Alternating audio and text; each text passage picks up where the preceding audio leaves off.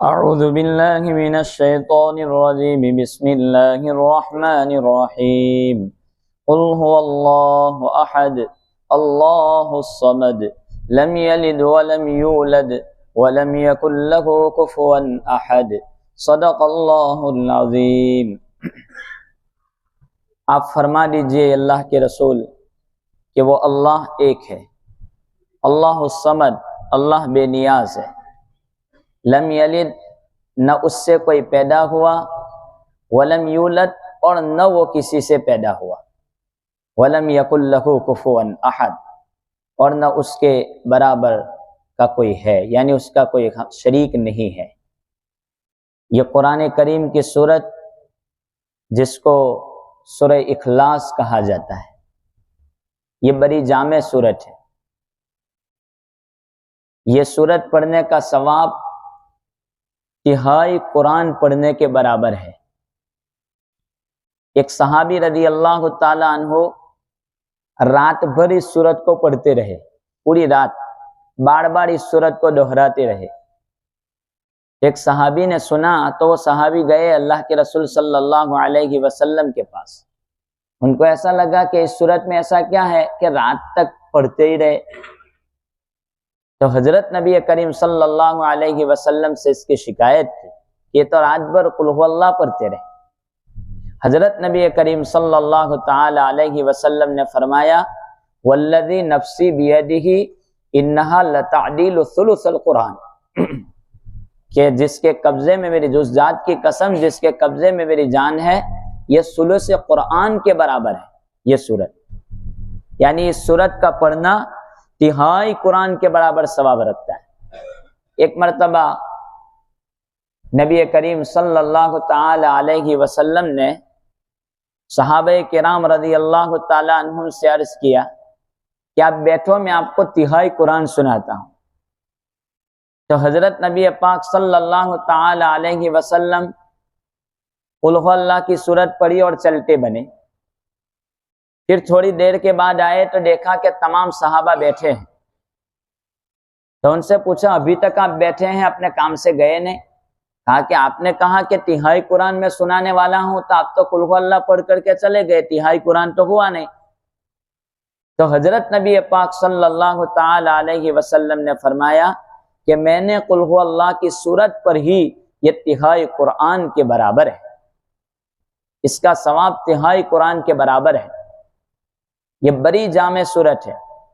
ایک صحابی رضی اللہ تعالیٰ عنہ کا واقعہ تو مشہور ہے کہ وہ نماز میں ہر رکعت میں قل هو اللہ کی سورت پڑھا کرتے، ہر رکعت میں، چاہے کسی سورت کو ملانے سے پہلے، اور ایک روایت میں ہے کہ ایک سورت کو ملانے کے بعد۔ صحابہ نے شکایت کی تھی کہ آپ یہ کیا کرتے ہیں، ہر رکعت میں قل هو اللہ پڑھتے ہیں؟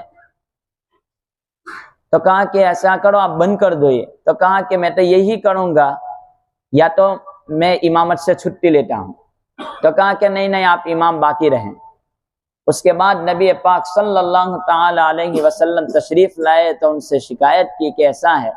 تو حضرت نبی پاک صلی اللہ تعالی علیہ وسلم نے پوچھا کہ ان سے پوچھو کہ ایسا کیوں کرتے ہو؟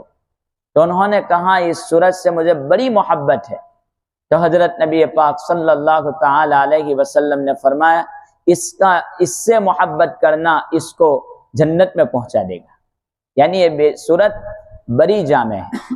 ایک آدمی نے آ کر کے رسول اکرم صلی اللہ تعالی علیہ وسلم سے شکایت کی کہ گھر میں فقر و فاقہ ہے، غریبی ہے، کھانے کے دن اچھے نہیں جاتے۔ حضرت نبی پاک صلی اللہ علیہ وسلم نے فرمایا آپ قل هو اللہ پڑھا کرو، گھر میں داخل ہونے کے وقت قل هو اللہ کی سورت پڑھا کرو۔ ایک اور صحابی کا واقعہ ہے کہ انہوں نے کہا اللہ کے رسول تنگی ہے۔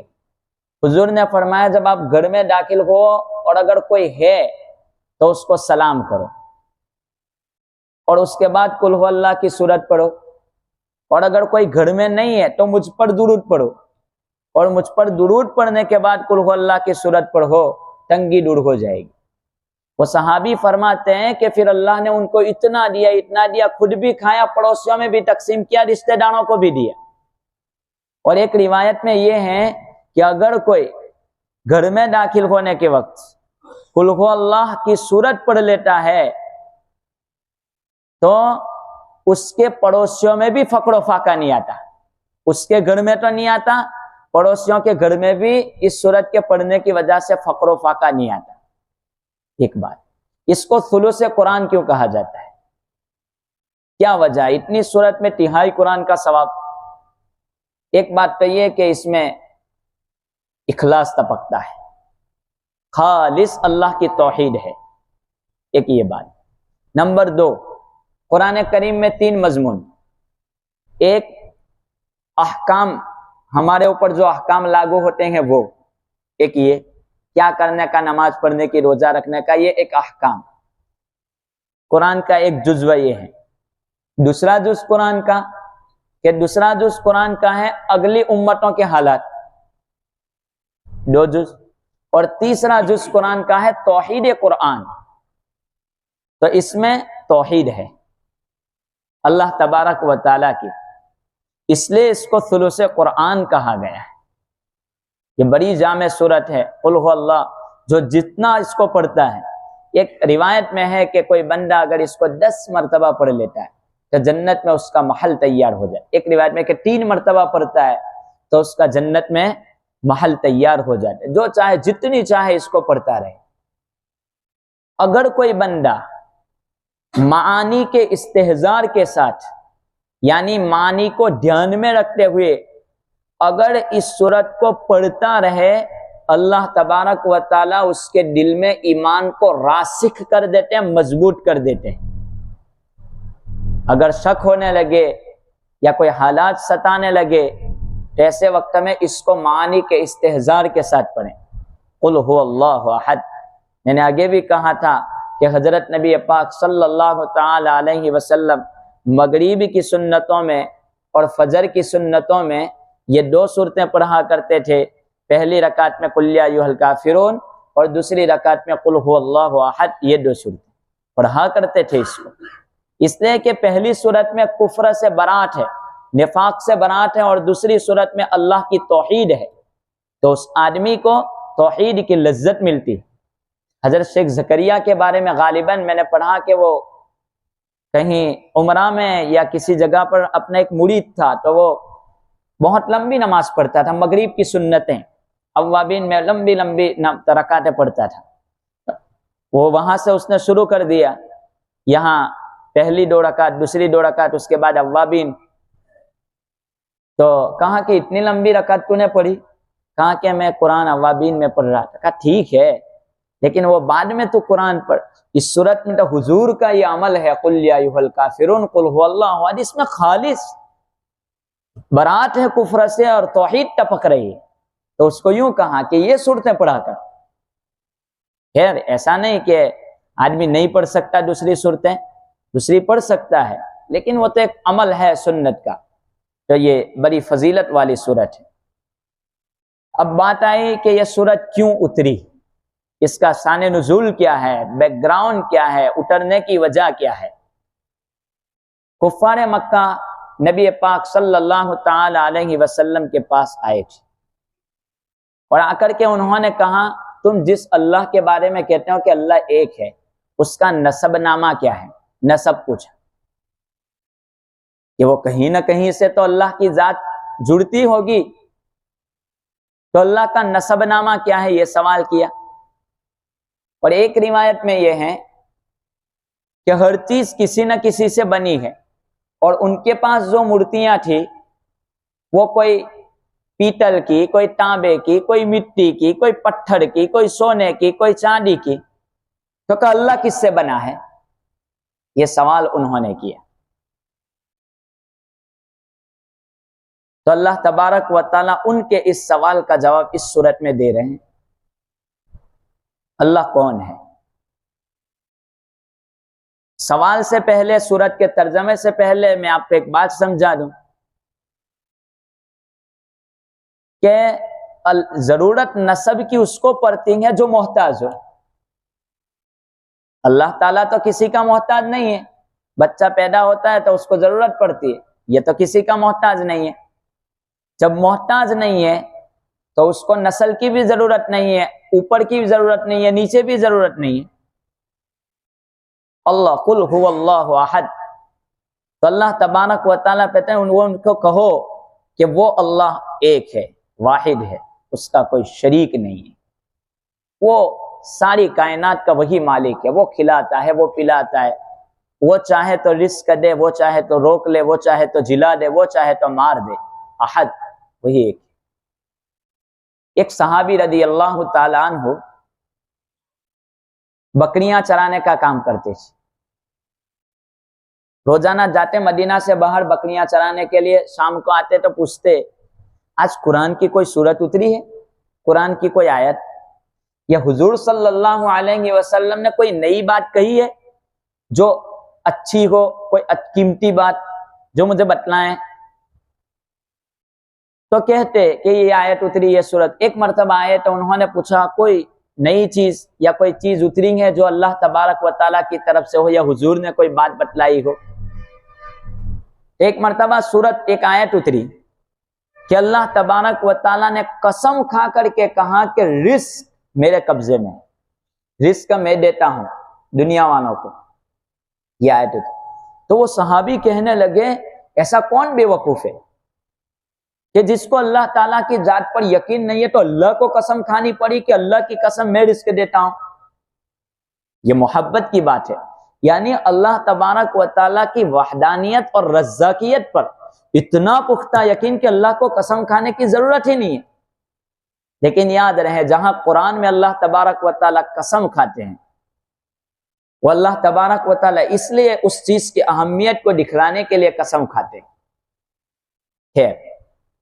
حضرت جنید بغدادی رحمت اللہ علیہ کے پاس ایک آدمی ہے، ایک عورت آئی، عورت نے آ کر کے کہا کہ میرا شوہر دوسرے نکاح کی سوچ رہا ہے، اس کو لکھ کے دے دو کہ دوسرے نکاح کی ضرورت نہیں ہے۔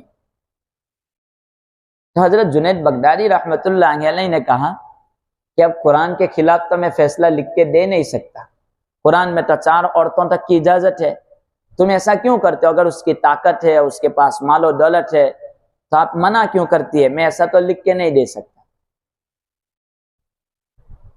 تو کہا کہ نہیں دے سکتے، کہا کہ چلو میں تو اٹھ کے چلتی ہوں، لیکن اگر شریعت کی روک نہ ہوتی، آڑ اور پردہ نہ ہوتا تو میں اپنا چہرہ کھول کر کے دکھا دیتی کہ میں کتنی خوبصورت ہوں، پھر بھی وہ دوسرے نکاح کے بارے میں سوچ رہا ہے۔ اسی پر جنید بغدادی رحمت اللہ علیہ کہتے ہیں کہ ایک عورت جس کی خوبصورتی ایک عارضی چیز ہے، ہمیشہ کے لیے نہیں، عارضی ختم ہو جائے گی، تو وہ یہ سوچتی ہے کہ میری کوئی شریک نہ رہیں تو رب العالمین اس کی صفات کے بارے میں کیا کہنا، تو پھر اس کے ساتھ کوئی شریک کیسے کر سکتا ہے۔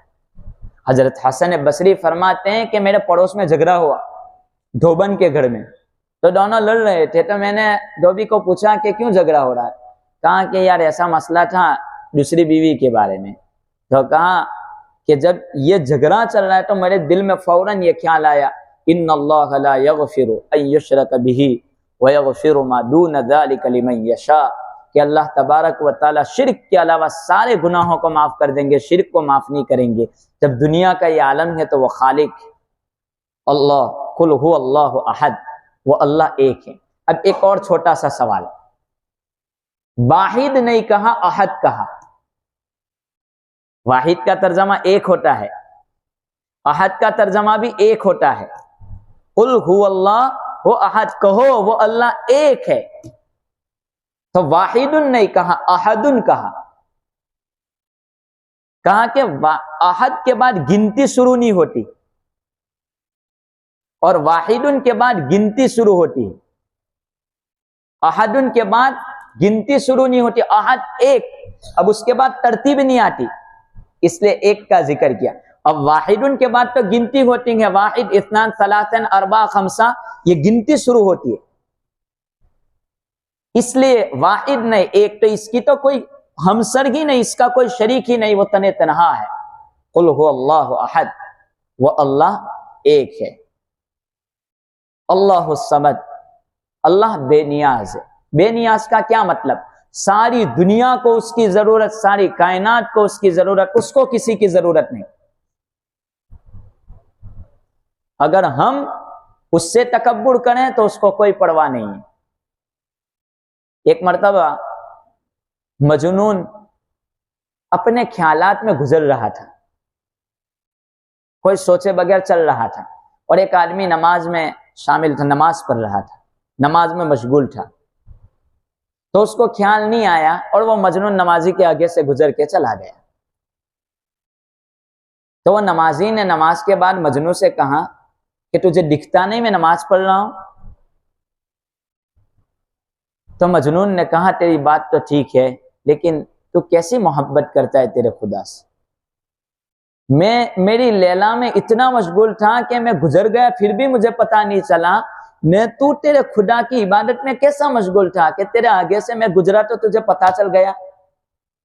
اللہ الصمد، اللہ بے نیاز ہے. شیخ زکریا علیہ الرحمن نے اس کا ترجمہ لکھا ہے، اللہ کی ذات بڑی البیلی ہے. البیلی کس کو کہتے ہیں؟ اللہ الصمد. البیلی کس کو کہتے ہیں؟ کیونکہ ایک آدمی اپنے پیر زمین پر رگڑ رگڑ کر کے مر جائے کسی کے سامنے، اور پھر وہ اس کو منانے کی کوشش کریں، اس کے بعد اس کی طرف توجہ کی جائے، یہ البیلی ذات ہے. یعنی پوری ہم کو ساری ضروریات اس کے تابع ہیں، ہماری اس کی ایک ضرورت بھی ہمارے تابع نہیں. اللہ الصمد، وہ بے نیاز ہے، کوئی پرواہ نہیں.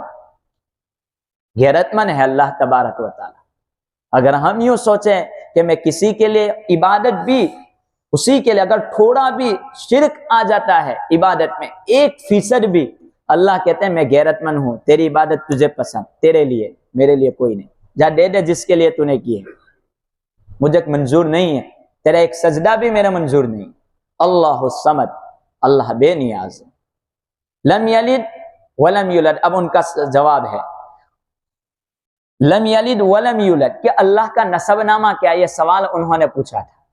لم یلد، نہ اس سے کوئی پیدا ہوا، یعنی اللہ تبارک و تعالی کی ذات سے کوئی پیدا نہیں ہوا، کوئی بیٹا نہیں. عیسائیوں کا عقیدہ ہے کہ حضرت عیسیٰ علیہ السلام اللہ کے بیٹے ہیں. یہود کا عقیدہ ہے کہ عزیر علیہ السلام اللہ کے بیٹے ہیں. ایک آدمی سے سوال کیا تھا ایک ایک مسلمان نے عیسائی سے کہا تھا کہ آپ کہتے ہو کہ اللہ تبارک و تعالیٰ کا بیٹا ہے؟ تو کہا کہ جی حضرت عیسیٰ علیہ السلام. کہا کہ میرے سوال کا جواب آپ دے دو کہ طاقت میری زیادہ کہ اللہ تبارک و تعالیٰ کی زیادہ؟ تو کہا کیسی بات کرتا ہے، اللہ تعالیٰ کی طاقت کے ساتھ تیرا مقابلہ کرتا ہے؟ نہیں، جواب دو ابھی. تو کہ اللہ تبارک و تعالیٰ کی طاقت زیادہ. تو کہ ٹھیک ہے، اتنی اللہ پہلے سے ہیں، ہمیشہ سے ہیں، آج تک ہے، ہمیشہ رہے گا، اس کو ایک ہی بیٹا ہوا، میرے یہاں تو 10 بچے پیدا ہو گئے.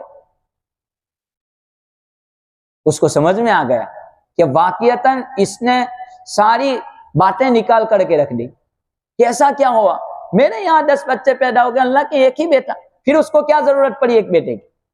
اللہ سمجھ، اس کو کوئی ضرورت نہیں. ضرورت تو ہمیں ضرورت ہے نسلوں کی، کہ باپ بوڑھا ہوتا ہے اس کو ضرورت پڑتی ہے نسلوں کی، اور بچہ چھوٹا ہوتا ہے اس کو ضرورت پڑتی ہے ماں باپ کی. لم یلد ولم یولد، لم یلد اس سے کوئی پیدا نہیں ہوا، ولم یولد اور نہ وہ جنا گیا، کوئی چیز نہیں، کسی سے پیدا ہی نہیں ہوا. ولم یکن لہ کفوا احد اور نہ اس کے برابر کا کوئی ہے. اللہ تبارک و تعالیٰ کے برابر کوئی نہیں، کوئی ہو ہی نہیں سکتا، کوئی دوسرا شریک، یہاں تک کہ نبی بھی نہیں، ولی بھی نہیں، کوئی فرشتہ بھی نہیں، اس کے تقرب میں کوئی ہو ہی نہیں سکتا، کوئی آ ہی نہیں سکتا اس کے بالمقابل.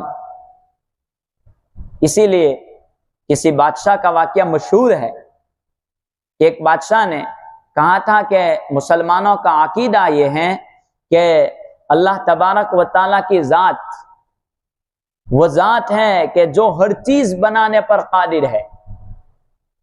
تو اللہ تبارک و تعالیٰ نے اپنے جیسا دوسرا خدا بنایا کیوں نہیں؟ یہ سوال عجیب تھا کہ اس نے اپنے جیسا سب بنایا لیکن اپنے جیسا دوسرا خدا کیوں نہیں بنایا؟ یہ سوال اس نے پوچھا تھا۔ جب مناظرہ ہوا تو ایک بڑے عالم کو بھیجا گیا کہ آپ اس سوال کا جواب دے، تو انہوں نے قرآن حدیث سے اس کے جواب دینے کی کوشش کی لیکن نہیں بن پڑا۔ کہا کہ میں قرآن حدیث کو مانتا تو ایمان نہ لیا تھا۔ تو ایک چھوٹے سے بچے نے کہا میں اس کا جواب دے دوں گا۔ چھوٹا سا بچہ گیا، چھوٹے سے بچے نے جا کر کے کہا کہ اس کا جواب میں دے دیتا ہوں۔ کیا ہے؟ کہا کہ خدا کا ترجمہ، کیونکہ اس وقت ہندوستان میں فارسی زیادہ چلتا ہے، خدا یہ فارسی لفظ ہے، خدا یہ فارسی لفظ ہے، خود آ، اصل میں یہ خود یعنی خود اور آمدن آنا، اس سے آنا ترجمے میں یہ لمبی بات ہے، خود آنے والا اس کا ترجمہ ہوتا ہے فارسی میں۔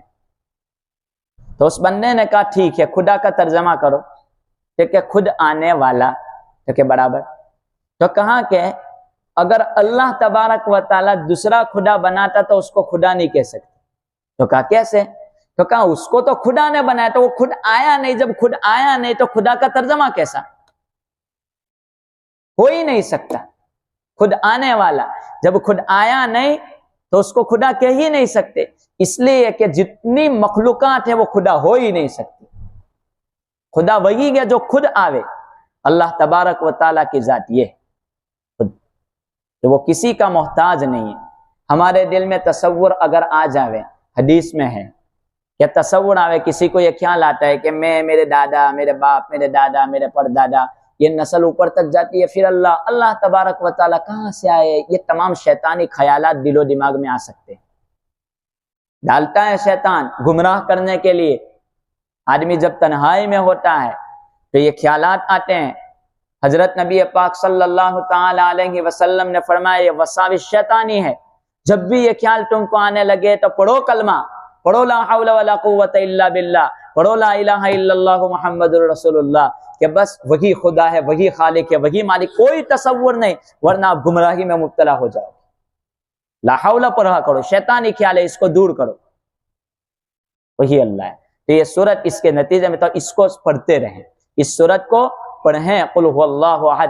اگر دل میں وساوس آوے، غلط خیالات آوے تو اس سورت کا ورد کریں۔ اگر کوئی بندہ اس سورت کو پڑھتا ہے دل کی گہرائی کے ساتھ، میں پھر سے کہتا ہوں، تو اس کے دل سے شیطانی خیالات بھی دور ہوتے ہیں، کفرانہ خیالات بھی دور ہوتے ہیں۔ قل هو اللہ احد، کہو وہ اللہ ایک ہے، اللہ الصمد، وہ بے نیاز ہے، لم یلد ولم یولد، نہ اس نے کسی کو پیدا کیا نہ وہ پیدا کیا گیا، ولم یکن لہ کفوا احد، اور اس کا کوئی ہمسر نہیں ہے، اس کا کوئی شریک نہیں ہے۔ اللہ تبارک و تعالی مجید۔ اللهم صل على سيدنا محمد وعلى آل سيدنا محمد وبارك وسلم۔ اللهم صل على سيدنا محمد وعلى آل سيدنا محمد وبارك وسلم۔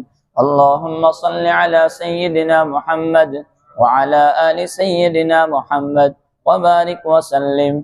لا ملجأ ولا منجا من الله إلا إليه، لا ملجأ ولا منجا من الله إلا إليه، لا ملجأ ولا منجا من الله إلا إليه۔ بسم الله الرحمن الرحيم۔ ألم نشرح لك صدرك ووضعنا عنك وزرك الذي أنقض ظهرك ورفعنا لك ذكرك فإن مع العسر يسرا، إن مع العسر يسرا، فإذا فرغت فانصب وإلى ربك فارغب۔ بسم الله الرحمن الرحيم۔ ألم نشرح لك صدرك ووضعنا عنك وزرك الذي أنقض ظهرك ورفعنا لك ذكرك فإن مع العسر يسرا، إن مع العسر يسرا، فإذا فرغت فانصب وإلى ربك فارغب۔ بسم الله الرحمن الرحيم۔ ألم نشرح لك صدرك ووضعنا عنك وزرك الذي أنقض ظهرك ورفعنا لك ذكرك فإن مع العسر يسرا، إن مع العسر يسرا، فإذا فرغت فانصب وإلى ربك فارغب۔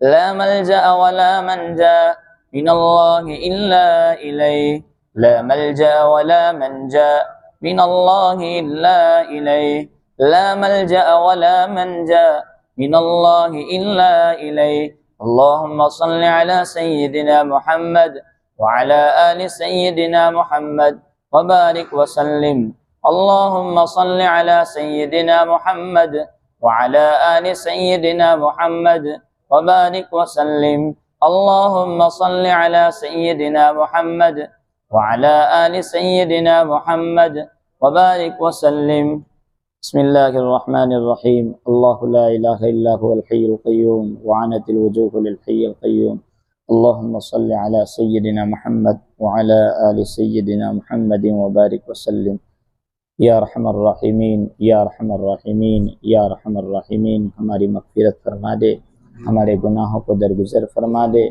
مولا کریم ہماری اخروی دنیاوی ضرورتیں پوری فرما دے۔ مولا کریم آپ نے رمضان تو عطا کر دیا، مولا کریم اس لیے عطا کیا کہ میرے بندے متقی بن جاوے، مجھ سے ڈرنے والے بن جاوے۔ مولا کریم صحیح معنوں میں اس مقصد کی کمال تک ہمیں پہنچا دے، مکمل مقصد کے ساتھ ہمیں روزے رکھنے کی توفیق عطا فرما دے۔ مولا کریم رمضان کا مہینہ تیری رحمت کا مہینہ ہے، مغفرت کا مہینہ ہے، جہنم سے آزادی کا مہینہ ہے۔ مولا کریم تیری رحمت کے صدقے میں ہماری مغفرت فرما کر ہم سب کو جہنم سے آزادی عطا فرما دے۔ مولا کریم جنت الفردوس میں اعلیٰ مقام عطا فرما دے۔ یقیناً مولا جو بھی کچھ عبادتیں ہوئی آپ ہی کے فضل و کرم سے ہوئی، الحمدللہ رب العالمین۔ مولا کریم یہ ساری عبادتیں محض تیرے ہی فضل و کرم سے قبول فرما لے۔ واقعتاً ہماری غفلتوں کی وجہ سے غلطیاں ہوئی ہے، یقیناً ہوئی ہے، ہماری نمازیں بھی کمزور ہے، روزے بھی کمزور ہے، تلاوت قرآن بھی کمزور ہے، لیکن مولا کریم آپ کی ذات شکور ہے، قدردان ہے۔ مولا کریم اس ناطے آپ قبول فرما لیں، مولا کریم اس کو قبول فرما لیں۔ مولا اگر ہمارا تو ایک سجدہ بھی تو قبول کر لے گا تو مولا زہے قسمت ہماری بڑی قسمت کھل جائے گی۔ مولا کریم واقعتاً آپ ہی کے فضل و کرم سے ہوا، اس کو قبول فرما لے، ورنہ تیری ایک نعمت کا حساب نہیں دے سکتی۔ اگر تو پانی کو روک لے تو کوئی اس کو گلے کے نیچے اتار نہیں سکتا، اور اگر تو پیٹ میں روک لے تو کوئی پیشاب نہیں کروا سکتا، یہ تو تیری ہی ذات ہے۔ مولا کریم تو سانس روک دے تو کوئی چلا نہیں سکتا، مولا کریم تو چلا دے تو کوئی اس کو مار نہیں سکتا، یہ تیری ذات ہے۔ مولا کریم بس اسی پر یقین کامل کی توفیق عطا فرما دے۔ مولا کریم ہمارے والدین، اساتذہ، رشتہ داروں کی مغفرت فرما۔ ہم لوگوں میں سے کتنوں کے والدین قبروں میں پہنچ چکے، مولا کریم وہ اپنی اولادوں سے مغفرت کی دعا کے امیدوار ہے۔ مولا کریم وہ چاہتے ہیں کہ ہمارے اولادیں ہمارے لیے ایصال ثواب کریں، ہمارے لیے مغفرت کی دعائیں کریں، اس لیے کہ وہ آپ کے نبی کا فرمان ہے، آپ کے حکم سے آپ کے نبی کا فرمان ہم تک پہنچا ہے۔ مولا کریم کہ اولاد کی نیکیاں والدین کے حق میں کام کرتی ہیں، اور والدین کی نیکیاں اولاد کے حق میں کام کرتی ہے۔ اس ناطے مولا ہم آپ کی ذات پر یقین رکھتے ہوئے ہم اپنے والدین کے لیے مغفرت کا سوال کرتے ہیں، مولا معاف کر دے، مولا کریم مغفرت فرما دے۔ جتنے زندہ ہیں ان کی بھی، مرحومین ہو چکے ان کی بھی مغفرت کر دے۔ مولا کریم قبروں کو نور سے منور کر دے۔ مولا کریم جن لوگوں کے والدین بقید حیات ہے ان کی اولادوں کو ان کے لیے زندگی میں آنکھوں کی ٹھنڈک بنا دے، مرنے کے بعد ترقی درجات اور مغفرت کا ذریعہ بنا دے۔ مولا کریم جن لوگوں نے دعاؤں کے لیے کہا ہر ایک کی ہر جائز تمنا پوری فرما دے۔ مولا کریم معتکفین کے اعتکاف کو قبول فرما، ہمیں شب قدر نصیب فرما دے۔ مولا کریم باقی بچے ایام کی قدر کی توفیق عطا فرما دے۔ مولا کریم یہ رمضان ختم ہونے سے پہلے تمام قسم کی خیر و برکت ہمیں عطا فرما دے۔ مولا کریم ہماری یہ دعائیں محض آپ ہی کے فضل و کرم سے نبی پاک صلی اللہ تعالی علیہ وسلم کے صدقے طفیل میں اور آپ کے نیک بندوں کے صدقے میں اور حاضرین میں جو بھی نیک ہو اس کے آمین پر قبول فرما۔ صلی اللہ تعالی علی خیر خلقہ محمد وعلی آلہ واصحابہ اجمعین برحمتک یا